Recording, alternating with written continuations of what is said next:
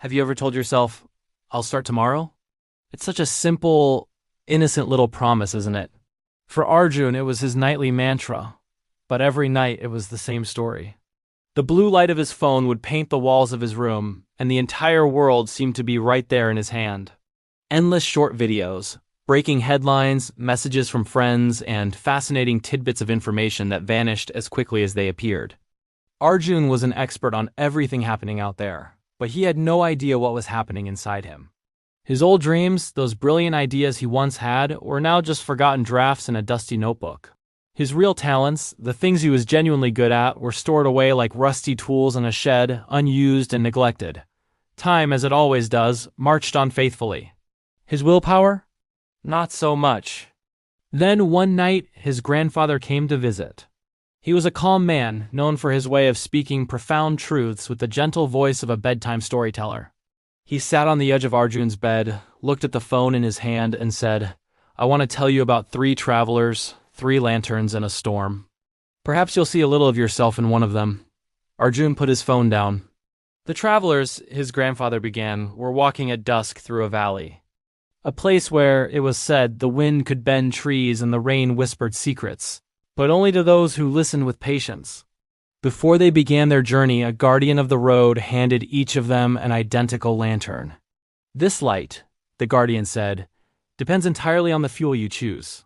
The valley is dark and the storm is unpredictable. The right light will show you the way. The wrong light will deceive you. He paused, then added, You decide what goes into your reservoir. The first traveler was a disciplined man. He carefully filled his lantern with pure, clear oil, completely free of any residue. He understood that a clean, steady fire requires clean fuel. The second traveler valued speed above all else. Anything that burns will do, he mumbled to himself.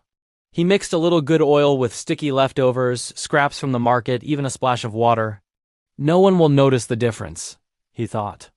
The third traveler looked at the long line of people waiting for good oil, sighed, and filled his lantern with whatever was easiest to grab.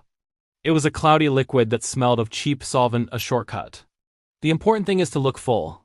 He laughed and went on his way. As night fell, the storm awoke. First came a wind that felt like it was searching for a way into your very soul. Then, a heavy, ancient rain began to fall, the kind that washes away all distractions. And in that darkness, the lanterns revealed the truth that daylight often hides. The first traveler's lantern burned with a steady, constant, almost silent flame. It cast a clear light on the path ahead, revealing the rocks and the uneven ground. He walked slower than he had in the morning, but he kept moving forward safely and surely. The second traveler's lantern was a different story. It sputtered, hissed, and coughed out black smoke. Sometimes it would flare up blindingly bright, and then just as quickly it would dim to almost nothing. Stumbling between fits of light and darkness, he struggled to move forward. And the third traveler's lantern? It made a sputtering noise, promised a burst of light, and then it went out completely. Plunged into total darkness, he tried to convince himself he could still find his way by the glow of memory. He couldn't. He was lost. His grandfather paused and looked directly at Arjun. You know what the fuel is, don't you? He said softly. Arjun stayed silent. The old man continued. Pay attention.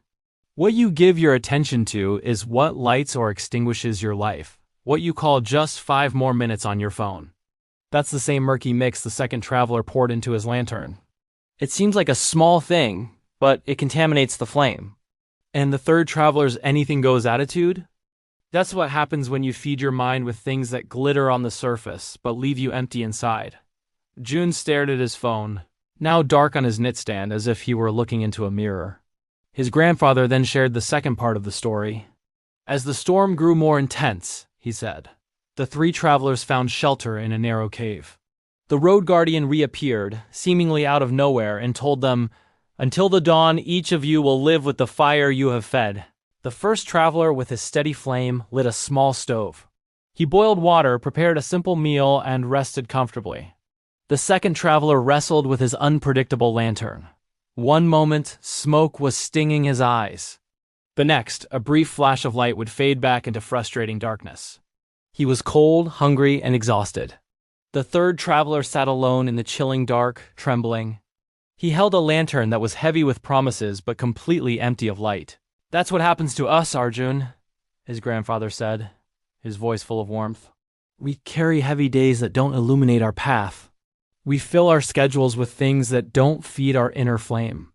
And when the storm of life arrives, a tight deadline, a health scare, a huge opportunity, the truth becomes clear. You can't cook with smoke. You can't navigate life with a light that doesn't shine." Arjun took a deep, shaky breath. "But what if I've already spoiled my fuel? What if I've been on the shortcut for too long?" His grandfather smiled, a smile that seemed to light up the room. "Every flame can be purified, my boy. You don't need a new lantern. You just need to change the fuel." And then he offered Arjun a simple pact, the kind of small agreement that can change a life more than any grand, sweeping promise. 3 deliverables a day, he proposed. First, spend just 10 minutes on your most important project before you even touch your phone in the morning. Second, make one micro connection that opens a door, send that one email. Make that one call, write that one clear request. And third, 20 minutes of movement. Walk, stretch, anything to remind your body that it's part of your plan, not just a prisoner of your chair. "But what if I'm not motivated?" Arjun asked, the familiar excuse on his lips. "Motivation is a matchstick," his grandfather replied wisely. "It ignites quickly and it burns out just as fast. Attention. Attention is the oil. It sustains the flame over the long haul." His grandfather stood up, walked to the window, and looked out at the night sky. "You don't need a monumental force of willpower to honor the person you've decided to be. You just need a ritual. A ritual small enough to fit into your worst, most tired day, but important enough to ensure that not even that worst day can steal you from yourself." As his grandfather left, Arjun imagined the next dawn. He saw it like a new map spread out before him. He could feel the automatic twitch in his thumb, reaching for the social media icon on his phone. But this time, he also saw himself making a different choice. He saw his hand firmly turning the phone face down, as if choosing the right path in the valley. He saw himself at his desk with an open notebook and a pen in hand, ready to pour the first drops of clean oil into his lantern. That night, for the first time in a long time, Arjun didn't promise to start tomorrow. He decided to begin at dawn, because he finally understood that every single minute, every choice is a drop of fuel. And he was ready to choose a light that would last. What are you fueling your lantern with? Think about it. It's never too late to change the fuel and brighten your path. Thanks for watching. If this story resonated with you, please consider liking the video and subscribing to our channel for more content like this. We'll see you in the next one.